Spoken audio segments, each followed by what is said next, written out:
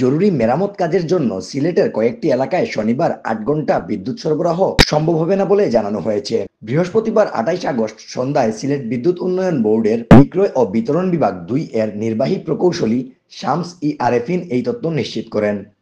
তিনি জানান, বিক্রয় ও বিতরণ বিভাগ ২ নিয়ন্ত্রণাধীন ১১ কেভি ফিডারের বিতরণ লাইন এবং ট্রান্সফরমারের জরুরি মেরামত ও সংস্করণ কাজ, গাছপালার শাখা প্রশাখা কর্তন ও বিদ্যুৎ বিতরণ ব্যবস্থা উন্নয়নমূলক কাজের জন্য শনিবার সকাল ৮টা থেকে নগরীর গুরুত্বপূর্ণ কয়েকটা এলাকায় বিদ্যুৎ সরবরাহ বন্ধ থাকবে।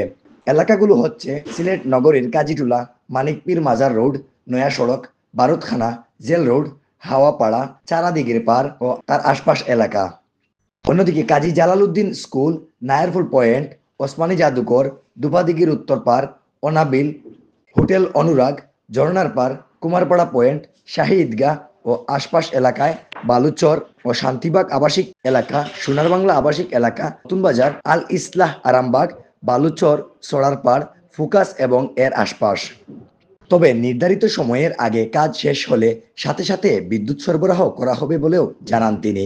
সাময়িক অসুবিধার জন্য দুঃখ প্রকাশ করেছে বিদ্যুৎ উন্নয়ন বোর্ডের বিক্রয় ও বিতরণ বিভাগ ২। এহি আহমদ, সিলেট ভিউ, সিলেট।